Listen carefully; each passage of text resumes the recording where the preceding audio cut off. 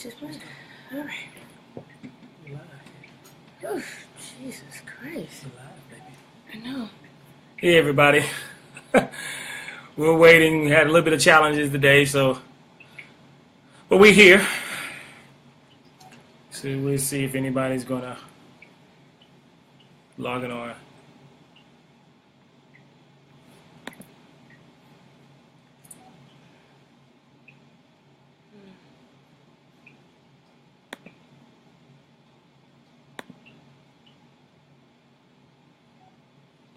All right. Hey, Jessica. Hey, Sister Harper. Hey, Darlene. Hey, Cherish. James. Hey, French. James, Mr. French. Mr. French. Mr. French. Miss D.S. Adams. Hey, you guys. We are here tonight. We are back from vacation. Hey, Tayshawn. Tashawn. Tayshawn. Hey, Jessica. Hey, Tawana Forrest. Hey, Miss Forrest. Hey, you guys. Apparently, we apologize for the delay, but apparently we've had some challenges on tonight. Perfect timing, right? And that's what our topic is on tonight is challenges. We just can't get the system right. And technology, what is it? Technology difficulties? Whatever you want to call it. Whatever you want to call it. We having it tonight. Hey everybody, welcome to Thursday Love. We are back from vacation, back from Holy Convocation, which we had an awesome time in God. It was good to fellowship with those we haven't seen all year, sisters and brothers. It was just great. It was an awesome time in God. It was worship. It was full. We were full what God had to do. So we're looking forward to what's next. So we're back, Thursday Love, and tonight's topic is challenges. Maybe I'm not saying it right. No. Am I okay? I'm not looking at the dot. No. The dot. Okay, he said. You tell him what tonight's topic is. Tonight's topic is we're talking about challenges within the marriage. Different challenges and prayerfully give you guys some solutions to how to deal with the challenges. Yes. Perfect example. We had a challenge getting this system up. Yeah, tonight was an issue. My phone is still not acting right for some odd reason. But to God be the glory. To God be the glory. So, yeah. Ms. All right. Bridges is going to start us off tonight. So, in every relationship, in every marriage, there are challenges that arise, whether they be expected or unexpected. They're just, we phrase them, we call them storms, we call them tests, we call them trials. Hey, Mary. We call them some of everything, and they come. They are expected, and then there's some that are very unexpected. And so tonight, we're going to go over a couple of challenges. We're not going to go through every challenge because there's a lot of challenges out there that a lot of different marriages have. Each marriage has their own share. Some, have their own. Some have the same. But everybody deals with it differently. Everybody goes through differently. And everybody handles them differently. So on tonight, we're just going to give you a couple of challenges. We're just going to hit a couple of them that we can really relate to, that we've been through. And then if we got time, we're going to give you a couple of tools that will probably help, or pointers that will kind of help to get through those challenges. Hey Trish, hey Apostle Mitchell. We're going to start off with one of them. The first one tonight, the first challenge is the challenge of a new marriage or being new parents. The first one, you can say with new marriage, your focus so much is on the wedding. It's so much getting ready, getting prepared. Oh, the honeymoon, the greatness of it, the excitement of it, the stress of it, of getting married. And then all of a sudden, you're married. Okay, and so then you go through the challenges of being married. You're newly married. I mean, yes, you still have this glow, these butterfly feelings, but there are some couple of things that you have to go through. I know for as women, like I had to get my name changed. And so I had to go fill out a bunch of documentation to get my name changed. Speaking of challenges, so since we're talking about challenges, when she got her name, it was Sherry Watrice Forrest Bridgers. That's what she had. And I told her, I said, Sherry, I love you. I said, but it'd be better if you just take the Forrest out. You can always be a Forrest. I said, take the Forrest out and keep it as Sherry Watrice Bridges. So she didn't listen. Challenges, y'all. She didn't listen. So it wasn't until later, but she had to start filling out documents. And so when she didn't fill out her name exactly like it was, they made her refill her information out. So finally, she listened. Challenges. She listened and she took the forest out of her name and it made her life easier. But back to the subject. No, we're still on new marriage, the newness of marriage, and this is what we're talking about. Yes, I had an issue with. I'm a Forrest. I am a Forrest. I'm a true Forrest. I love my Forrest family. That's my daddy family. I love my Forrest family. So Sherry Watrice Forrest, that meant a lot to me. Me and my daddy had the same initials, SWF. So it was a lot. I'm a daddy's girl. So yes, when I got married, I wanted to keep all my names. But then it was time for us to fill out our taxes. Right. Our taxes and some other stuff, and it became an issue. It became a serious issue. And so eventually, long story short, I had to cut the Forrest. I cut the Forrest off. I'm still a Forrest girl though, but I'm a Bridges woman. So that was one of them. But there's some other things that the challenges that you go through when you're first married, when you're newly married, or when you have parents. One of them can be household duties. Something as simple as household duties. Household duties. Now, we got some people who will probably raise the traditional way. The man takes out the trash. The woman cooks and clean. You know, we have some of that going on. And that can be an issue in a newly married if you've never lived together, if you never really discussed these type of responsibilities of who's going to take out the trash and who's going to cook, who's going to clean, you know, what else? Help me out. Well, in this, see, here's the thing when it comes to that kind of stuff. So my thing is this. So I think before we break, we were talking about, I was talking about, certain things that Sherry likes, certain things she don't like. So when it comes to household duties, for instance, it is the man's responsibility to take out the trash. I mean, you don't want the trash stinking. So it's the man's responsibility to take it out. And but here it is. It's also a man's responsibility to make sure there's some food. Meaning whether there's buying groceries or making sure there's money for the groceries, or at times making sure that the food is cooked. For instance, now, if, say for instance, it's nothing wrong with sharing household duties. Yes. Nothing wrong with that. So, females, if the man is not home, or maybe he's just tired, and you see the trash need to be taken out, what's wrong with you using your beautiful God-blessed hands and taking the trash out? Nothing wrong with that, right? Now, we still talk about the way we was raised, but it's all about sharing, and even when I'm talking about cooking. So, men, 9 out of 10 times, let's go back to Adam. And Adam was the curse that God put on Adam was to till the ground to the sweat of his brow. So Eve, with the bad children and the pain and all that stuff. So that's where we get the manly responsibilities. But men, if there ain't no food that's cooked and your wife is tired, it ain't nothing wrong with you getting some chicken or whatever, some rice out of that freezer, put it on the stove to cook. Because the whole thing is you want to make sure that all the chores are done. When you're married, it's a joint effort. It ain't so much, well, you do this and you do that. No, it's about making sure that you're getting it done together. Yes. It's a partnership. Yes. So household duties can be a challenge for some people because some people will raise a certain way and they feel like that certain responsibilities belong just to the male and certain responsibilities belong just to the female. That's right, Sister Harper. You do it. You're right. And it's good to learn how to share the load, to communicate that, though. You need to communicate that, to share that load, because sometimes it's hard. When we were new parents, we were talking about when we were new parents. When we were married, we was 2 years into the marriage, and Zariah finally came. Zariah, thank God, Zariah finally came. We were parents, yay! And Y'all, we had challenges. There was some serious challenges when you start bringing children into the picture. And when you're a first time mama, it's I call it first time baby mama syndrome.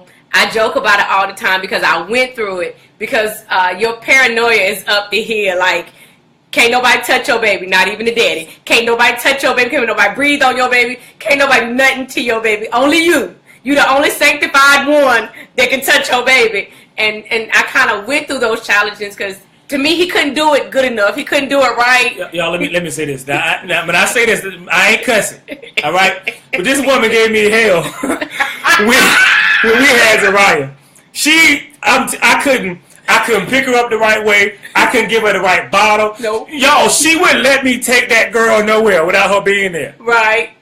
That's how bad it was. I mean, Sherry's God bless her. Sherry's a great mother, but it rubbed me. It got to the point where we still talking about challenges. I said, look, don't get me wrong. I understand that you carried this chick for whatever 9 months, 10 months, and you bore the pain. I just watch you grow. I watch you have the baby. And I was the first one to hold the baby since she had a cesarean. But at the same time, I'm this child's father. So, okay, there might be some deadbeat daddies out there. But for this daddy, I love my child. And I'm not going to let anything bad happen to her. Right. But we had to have a conversation. We had to love God. I had to pray, y'all. Because she was taking me through. I love her, but she was taking me through. Anyway, we talk about challenges. I had to pray. And after a while, it clicked in her. You know what? This man does love this child. So let me back away. And it wasn't easy. She did it piece by piece. Baby steps. Baby steps. Baby steps. And finally I got to hold the baby when she went around. I got to feed her when she went around. He finally got to take her somewhere by himself. When she went around, she had to be asleep before I did it. But I did it. To God be the glory. We still talking about challenges. And those type of things are common. Those things are normal. But like we said in the beginning, we're just talking about challenges. We're going to get to the solutions later. But these are type of challenges that we go through. Because then not only that, you have the challenges that, hey, Joanna. Hey to everybody we ain't spoke to yet. Hey. Hey, Miss Sheila. But yeah, the challenges that also too, sometimes when you come in together and you're newly married and you're new parents, you have challenges of, I was raised a certain way. He was raised a certain way. So now we got to take those two different environments or two different things that we were brought up in and try to mesh them together. And we've learned that we've heard from certain couples that they have conflict and arguments because of that. Because, I was raised a certain way, well, for example, I'm very affectionate and I like to love on each other, So I'm like, we need to hug on each other. We need to love on each other. And if you don't, and you go to your separate space and you never say none of these things, that bothers me. So, This was a challenge we had in the beginning. Like, we could go out and we in McDonald's. She want to hold hands. She want to be all lovey-dovey. We in McDonald's. I'm hungry. I'm trying to eat food. Give me some space. But we had to come to a common ground on that. I had to understand the fact that she was an affectionate person, so we had to come to a common ground to say, okay, all right, we're gonna hold hands here. We're gonna. I guess I had to change my thought process to say she's an affectionate woman. So let me give her some of what she wants. And I had to change my thought process because TJ is a private person. He likes to be to himself. Oh, I still am, yeah. Yeah, and he still is pretty much. And, and I had to learn to back off a little bit to give him his space. Back off. Which that kind of goes into the second challenge that we were going to talk about tonight, which is boundary issues. Boundary issues are boundary challenges that some couples have. And like we were saying, learn to give each other space. Now, if your spouse is opposite from you, like in our case, TJ and I are opposites when it comes to boundaries. Like he likes to have his own set space. I like to be in his space. You got to find a way to compromise. You got to find a way to separate the two. You need to find out what your spouse like, what your spouse don't like. I mean, because in the beginning of the relationship, TJ was so holy that he wouldn't do public displays of affection. That ain't got nothing to do with Jesus. He wouldn't hold my hand in public. That ain't got nothing to do with Jesus. He wouldn't give me a hug. Jesus. Stop telling the story. Also, as far as boundaries. We're talking about challenges. We're still talking about boundaries and challenges. Okay, certain boundaries. Certain challenges is when we come into relationships, sometimes we have best friends. And sometimes We have good friends that are of the opposite sex, whereas I was the type of female. I didn't have a lot of female friends. I had a lot of male friends. And so we had to learn. Yeah, we had to put a stop to that, but keep going. Challenges. Keep going. Hallelujah, thank you, Jesus. We had to learn. We had to learn that there are boundaries when it comes to opposite sex friendships. Yeah. You have to have you have to communicate a lot, and you have to have a true understanding. Not only that, you have to have a security in the relationship. Yeah, you got to have trust. Got to have trust. Got to have trust. And that helps. Not only that, but if you have friends, your friends have to also know they have to respect your marriage, or right. They have to know the boundaries. For instance, wives, don't be talking to no guy friend in the late hour. Right. That ain't God. There's a certain time. Somebody may lose Phone their call life. Stop. Yeah, you don't. It's a certain time to talk to the guy friends, females or men. Well, first of all, I don't talk to. I don't talk unless it's business or church. I don't talk to females anyway on the phone. That's just my thing. Yes, brother. Because this is all the woman I need to talk to on the phone. But in some marriages, they do, they do have male friends or so forth and so on. But like I said, the men need to know, and the wife needs to make it plain, or the husband. If you have, female friends that your wife knows about, or that your husband knows about, this can't be no secret friends, no secret female friends, no secret male friends that your spouses don't know about. They have to know, okay, whatever. We grew up in high school, so we thick as thieves, or whatever the case may be. You don't put your best friend over your spouse. No. Unless you're married, you don't put your best friend over your spouse. No, you don't. I've seen that in certain cases, and I've also had we have a couple that we know that are friends, and the husband don't want the female to have no male friends. They don't need to talk to them on Facebook. They can't even be friends on Facebook, and stuff like that. As a couple, you need to have a communication. You need to have a dialogue. You need to talk about these things. What makes you comfortable, what makes you uncomfortable. And then not only that, you need to hear them and learn to respect the boundary. Because we're still talking about boundary challenges. This is a boundary that a lot of times get crossed. Sometimes intentionally, sometimes unintentionally. And then before you know it, there's some things that go wrong. Because it can open a door or create a door of insecurities and a lack of trust in a relationship. That's a hard door to shut. And that's a very hard door to shut. Once you give your spouse, reason to hey, doubt Carolyn. you, that's a lot.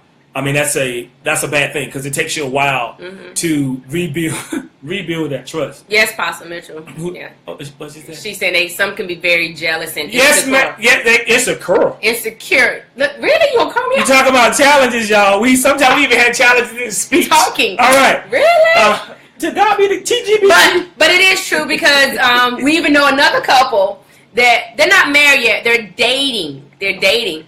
And what happens when you're dating and your friend is very insecure? They want to know your every move. They even want the locator on your phone. They want to know where you at all times. How can you build into something like that? There's something wrong with that. Keep going. It is something wrong with that, but that's just it.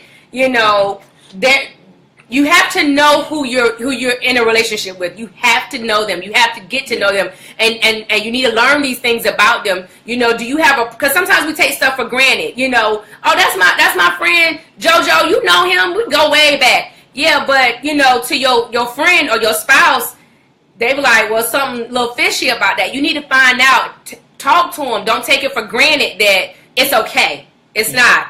So women and men have what they call it. I call it intuition. Yeah. And when we talk about friends outside or whatever, communication is very important. If your spouse don't like the female friend, it is a major or the male friend. Tanya said run. Who? Tanya said run. Oh. Yeah.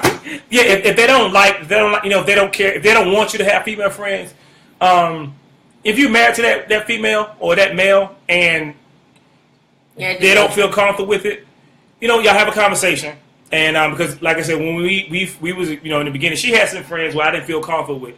Right. And we talked about it. You know, I didn't come and be like, you got to let this dude go or we're over. None of that stuff. But we had a conversation, and she made the decision because she saw that I wasn't comfortable with it. She made the decision to say, you know what, I love you more than this, so I'm a back away from him.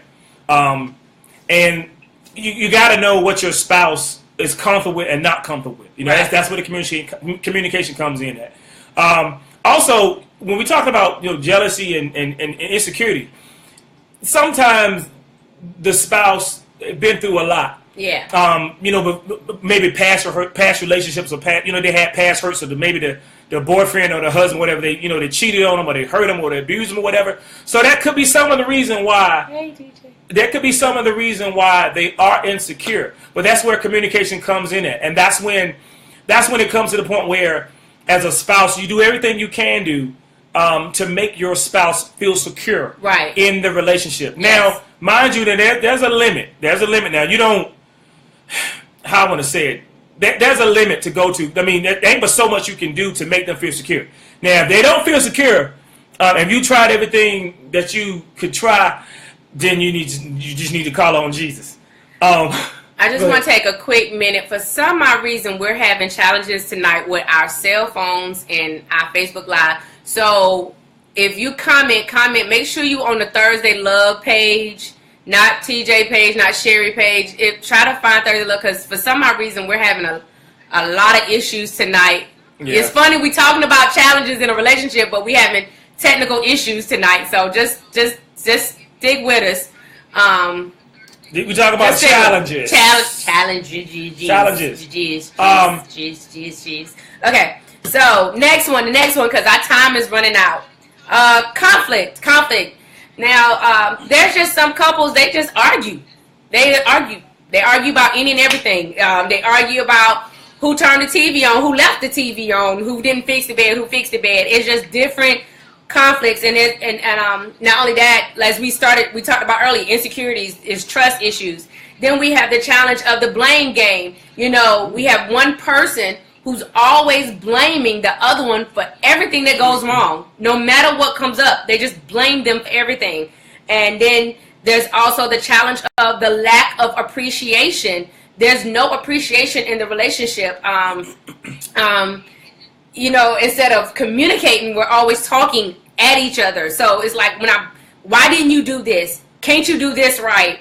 It's always something. There's always some type of conflict. And that could be a major challenge in your relationship if you have someone that's always blaming you or attacking you or accusing you of something and not willing to forgive you for nothing. When we talk about blaming, now mind you, as a spouse or husband or wife, there are times where we do things. We do things. Especially Sherry. There are times where we do. You do stuff that you're supposed to do. Okay. But every time it ain't you. So one of the biggest things that I say is put yourself under the microscope sometimes.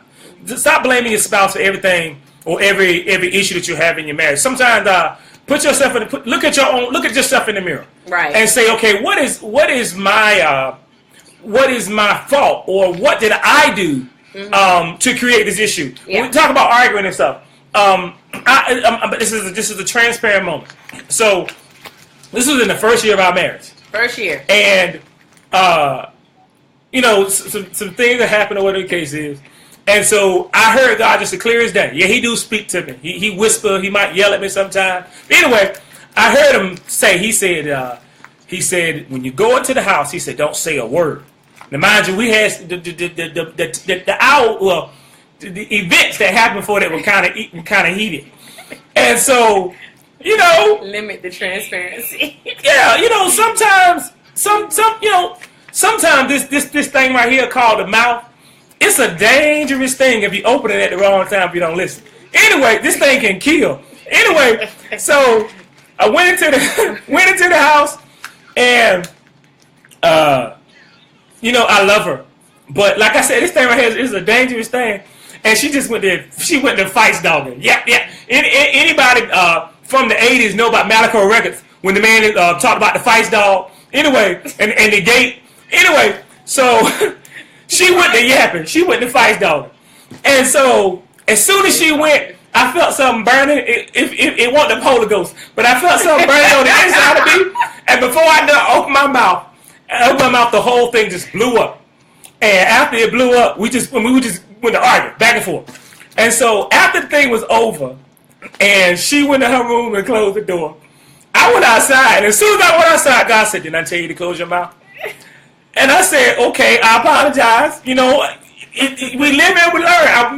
We knew, but I had to see where she was coming from, and because she was upset, not necessarily because I had did something wrong. She was upset because she was used to certain events occurring each year. Yeah, and that was the first year. Like we talking about new marriage. That's going back to that tradition. Yeah, that was the first year that her tradition was broke. Mm-hmm. So it wasn't that she was upset with me or that she was upset with her surroundings. She just felt out of place. Yeah. Because her tradition was broken. Right. And so all I had to do was really, like I said, that's why I said you gotta bring your own stuff under subjection. All I had to do was just sit down and talk to her. And her, the same thing with me. Sit down and talk to me, why she was feeling the way she was feeling. Because the way the events were, we won't communicate with one another. So I'm assuming that, she felt a certain way. Yeah. She assuming I felt a certain way. And so we have this argument because we both assuming something that wasn't even the right thing. So that's, to God be the glory. We don't have that issue no more. No more. Okay. So moving on, okay. We got 2 more challenges, and then we're gonna call it. Quits. And we're gonna do it really quick. We're gonna do it real quick. Now, what we have learned. TJ and I are very old school, but Sherry old. I go to school. Keep going. I mean, it was corny. I'm proud of that. Keep going. Yeah. And so, so the next challenge is technology. Go ahead. Keep going. Let God be good. The next challenge is technology. TJ and I, we're not big on technology, but we have learned that technology can be a challenge in relationships, in marriages, because you got some people who are very, very, very obsessed with their phone and their laptop, their tablet, and they're obsessed with Facebook, anything with social media, Twitter, Snapchat, whatever. And it gets to the point that they're on it so much they don't even realize how long they're on it. And before you know it, you're sitting beside each other with your phones. Come on, sit beside me with your phone. Get your phone. Sitting beside each other on your phone, scrolling. And I guess this is the new quality time that people are doing these days. This is quality time. We're together and we're on our phone. I mean, really, talk. Put the phone down. Some people are very obsessed with their games or movies or catching up. You have to get to the point. Say that data. You have to get to the point that you put the phone down, you put the stuff down, and actually talk and spend time with each other. Because before you know it, you become strangers and you don't even realize it because you're so constantly on your phone. Now I get it. A lot of people like their phones. You like your social media. I get it. But can you live without it enough to spend time? Like, some people have issues in their relationship because they have a spouse that's on their phone all the time. Like, they can't break away from it. They even, people don't even do family dinner anymore. Family dinner means, back in the day, family dinner means turn the TV off, you all sit at the table and you eat. Now, it's done gone from having the TV on and you sit at the table. Now it's gone from you just sitting wherever you can on the couch, on the floor, and then you in front of the TV. Then it goes from everybody just take a corner and they on their tablet or they on their phone, and that's just family dinner. It don't work like that. That's old. And so, you got to get to the point where you finally take some time and break away from the technology and spend a couple of hours with your spouse. Actually can you actually sit 30 minutes or an hour with your spouse and not be on the phone? Yeah, I mean, you go out to eat dinner. 9 out of 10 times you go out to eat dinner because to talk to your wife, talk to your husband. Can y'all have a conversation without the phone? Can you have a conversation without the phone? You can put I think that's some, like I said, we ain't the technology ain't too high, but I think that's some kind of thing where you can put an indicator in your phone where you don't receive texts and so forth and so on. Yeah. And you and your spouse go out. It's a personal time together. Right. You know what I'm saying? It's baby, how was your day? What can we talk about to improve our marriage? What are some things that I've done that you don't like or whatever the case is. But find out what. How did y'all get together in the first place? What did you do? You weren't on the phone the whole time when you was dating or whatever. You was trying to get to know one another. You was trying to get to know and you have to do that within your marriage. You got to put them phones down. Matter of fact, sometimes you got to just turn them off. So that way you ain't got to worry about putting no indication on your phone. You got to worry about no text messages, no telephone calls. Within that time that you and your wife are, spending time together, whether it's an hour, 2 hours, whatever the case is, if there's an emergency, you don't know about that emergency until you turn that phone back on. But at that point in time, it's just you and your spouse. If you spend more time on your phone or on social media than with your spouse, then there's a serious problem. That's a challenge. That's a serious problem. That's a serious challenge. Because if you have a spouse that really doesn't do the phone like that, do social media like that, you're opening doors for insecurity, for jealousy. Because he don't know why you're on the phone so much. Why you on the phone so much? Who you talking to? What are you looking at? Who you whispering with? And they can open up to a whole nother challenge, which could be an addiction. You could be addicted to your phone. You could be addicted to social media. You could be addicted to pornography. You could be addicted to something that is not right because you're spending so much time on that phone. And it's what I call it. When you're always on your phone, I call it a phone lust. That's what I call it, because your time is being spent and you're thriving after something else that's not your spouse. Yeah. So that's a new word, phone lust. That's what it is. Lust. And whatever you're looking at is what you're lusting after. All right. I mean, literally, and I'm just being honest here. If you have sex and as soon as sex is over and you got to pick up the phone, something wrong.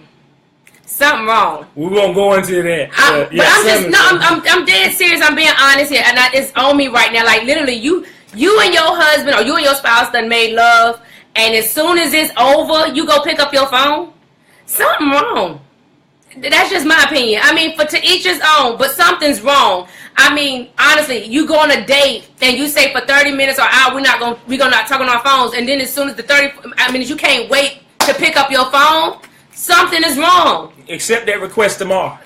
Really, whatever it is, it can wait. But that could be a challenge for some people. Technology can be an issue for some. Put that phone down. That could be an issue for some people. Okay, so to the last one, because we're past our time. So this is the biggest one. A lot of people talk about this one, and we'll talk more about this. And we might have to talk about it more later on, but.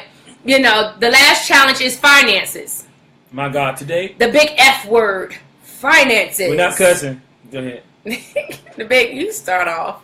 Well, unexpected loss of jobs is one of the major, or better yet, a decrease in income.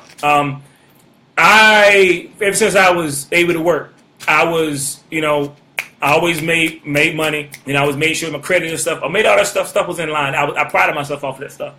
And so in 2011, I lost my job. So I lost my job in 2011. Mind you, we was in a 4-bedroom house. We had just had. I was pregnant with Taylor. Yeah, she was pregnant with Taylor. And so, had things where we wanted them to be, and then I lose my job. And I can't really describe how I felt during that time because, the job was supposed to have things in place where they can help you find another job and so forth and so on. But I wasn't able to find a job to the point where we lost our house that we had. And, God is blessed and he's restored since then. But that was a real hard time because as a man, for real men, you pride yourself off of being able to provide for your family. Yeah. That makes you stick your chest out. That makes you pretty much brag. And we went through a rough, and I mean rough time financially. How I felt personally, I felt like a failure because I had never experienced that before. But one thing I can say, what helped me through that was my Sherry. She not once made me feel less than what I was. She encouraged me. She said, baby, everything's going to be all right. Everything's going to be fine. God's going to do it. Even when it looked bleak, she kept saying, God is going to do it. God's going to make a way. And, I haven't found the 8 to 5 since, but God has not left us. He has not left us behind. I still am able to do jobs, to still provide for my family. And Yes, which is the blessing.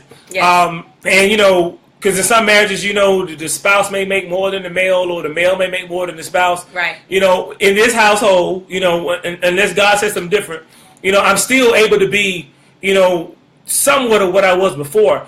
But Sherry still does. She does her, you know, she does her part. And then not only that, but while I was working, she worked harder than I did because she had to stay home with them kids.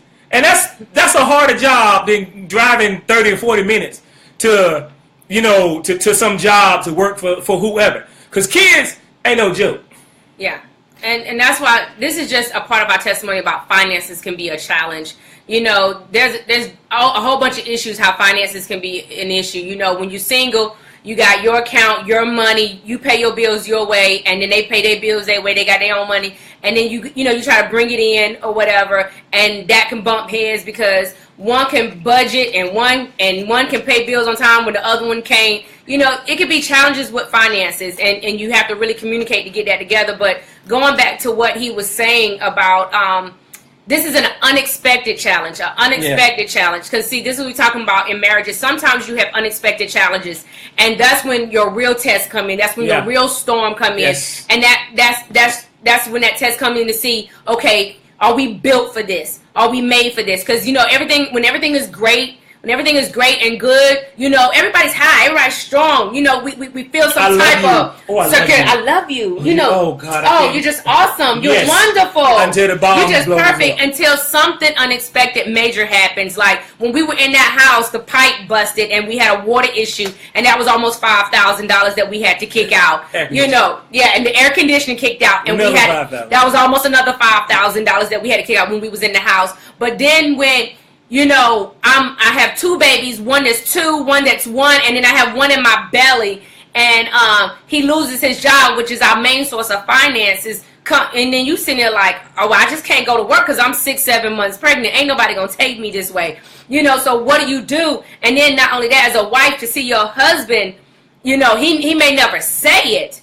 Because one thing I've learned about men, they won't say what they're going through. But sometimes if you really are in tune with your husband, you know that he's going through. You can feel him. You can pick him up. And I could tell that because this was hard for him. And not only that, was hard for me. So what could I do? Can I just get mad at him and take it out on him? You no good. You ain't doing right. You ain't providing. You ain't got no job right now. No, you don't do that. You don't make the situation worse than what it already is. You do whatever you can to build him up because you are a team. You lift each other up. I was asked a very important question, you know, because I think somebody assumes that, you know, because they don't see TJ work at 8 to 5, that he doesn't provide. Well, he provides very well, and he is the head of this household. But, you know, I was asked the question, do you feel like if you make more, you're the head of the household? And I said, no, no, because we doing this together. You know, you got to understand you're doing this together.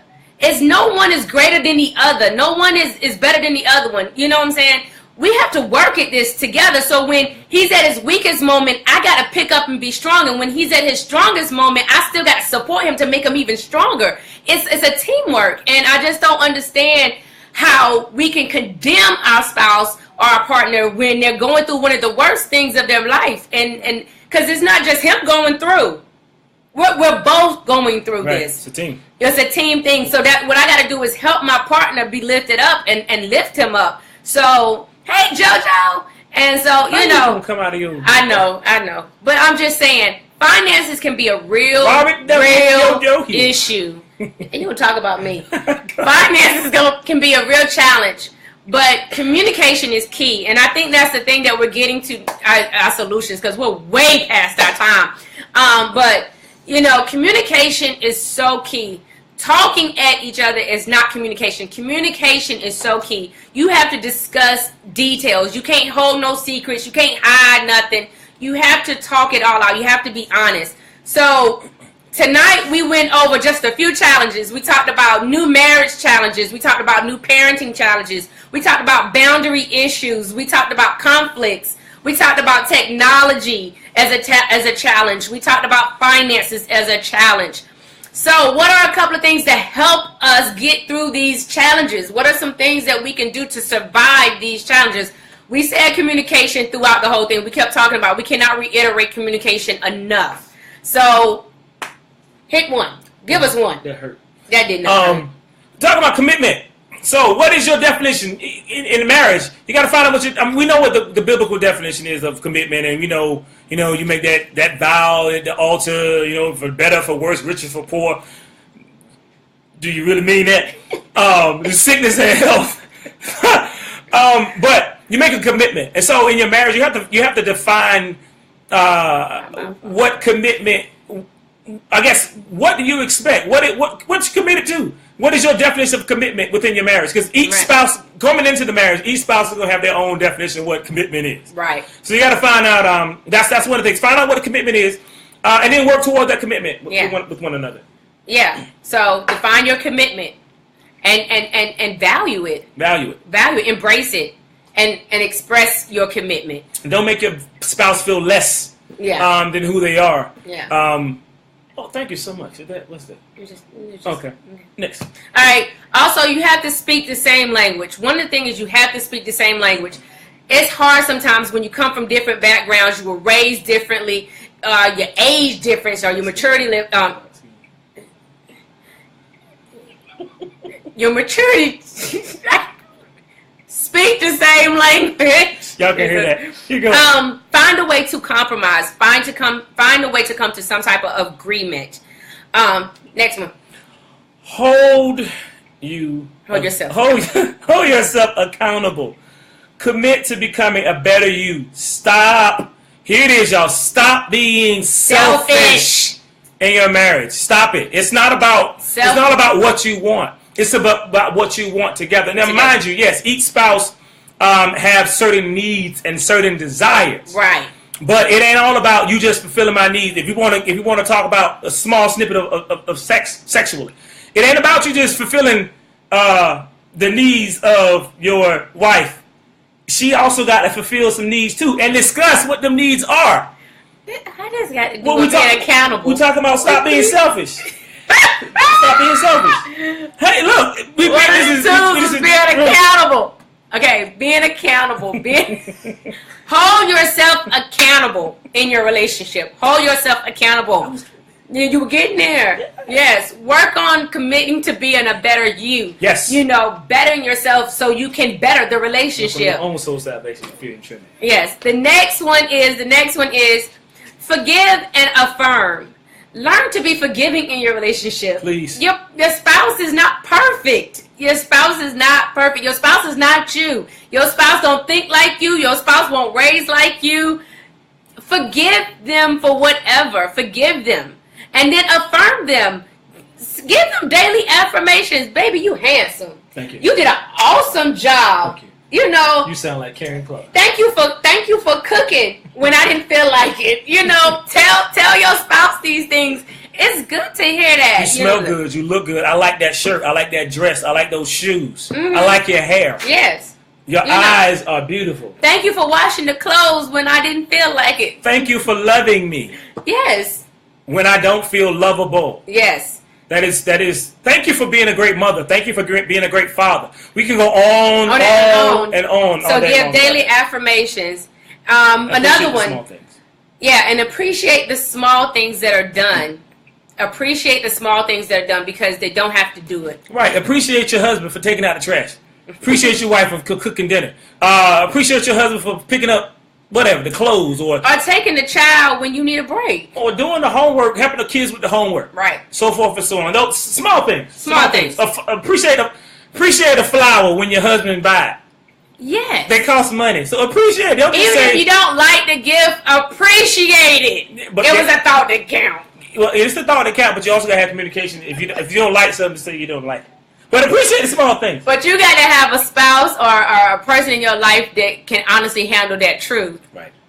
Because some people cannot handle that truth. If you give them a gift and they tell you don't like it, it might damage them. You better make sure your spouse can handle that truth. One thing I can say about TJ and I, we're brutally honest with each other and we can handle each other's truth. So if I tell him that, work our way to that. and believe me, we have a testimony about something like that. We'll say that later. But that'll happen another time. So the last thing is two things. Surround yourself with healthy marriages. So if you don't, I mean, preferably you know somebody, you know people with healthy marriages. If you can't find that, find some books that, you know, give you tips and trades about, you know, marriage and so forth and so on.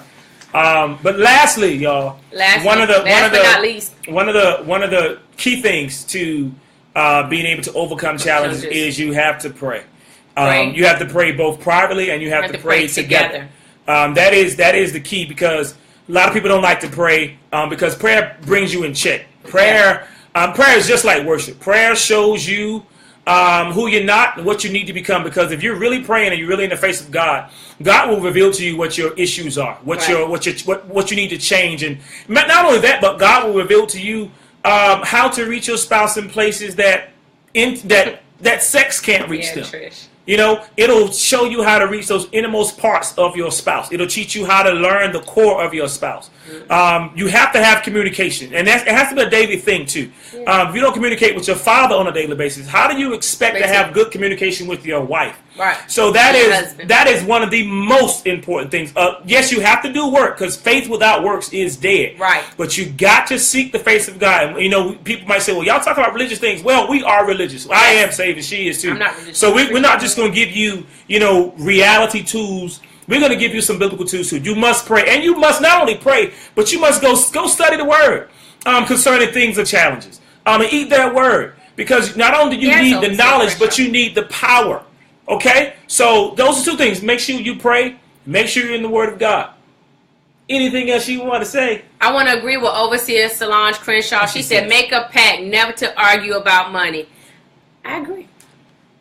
Yes! I mean, there going to be some times we have disagreements. We agree to disagree. I've had some good days, and I've had some hills to climb. I've had some weird days and lonely But there are a lot of challenges that a lot of people face, and we didn't go through a lot of them. I found a lot of them. You have blended families. You have people who have cheated. You have people who have unexpected challenges such as miscarriages, stillborns.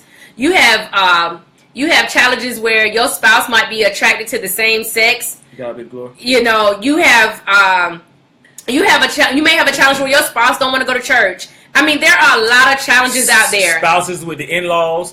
In-laws is a whole nother story. Some of y'all, the daddy don't like the daddy don't like the husband, and the mama don't like the husband, or the mama don't like the wife. Yeah, most of the time it's the wife and the mother. But there's a lot of challenges out there today in today's society. And what are your challenges? What are your challenges in your relationships? Come on, let us know. Post them on Thursday Love, and we'll work it out together. And I also challenge you to sit down with one another and find out what your challenges are. Yeah. And come up with we've given you some, but come up with ways to overcome your challenges. I promise you, the quicker you talk about it and the quicker you come up with solutions, the better your marriage will be. Because once you come up with a solution for it, you put that solution into action, and you've just eliminated one issue within your marriage. Yeah, so that means that if your marriage was weak, you've just strengthened it by overcoming one challenge. Because there's going to be multiple challenges. We've experienced multiple, and we're still experiencing multiple challenges. The older we get, each day we experience different challenges. Right. So challenges are going to come, but it's all about how you handle the challenge and come into a solution to the challenge to overcome the challenge. Right. And don't quit. Do not. Because there are some seriously hard challenges that are out there. You know, failure is not an option. Everything could be great, and then a spouse could have an ill parent, and they have to take him in and take care of that. It could be a strain on the relationship.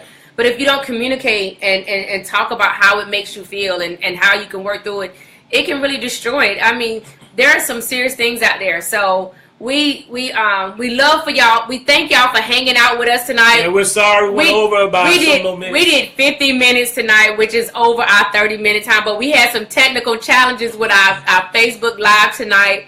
So all of y'all, please, we still give us your testimonies, give us your comments, give us your suggestions, give us your ideas concerning Thursday Love. What ideas do you have? What suggestions? What things you want to talk about? What do you want to talk about? We want to hear from you.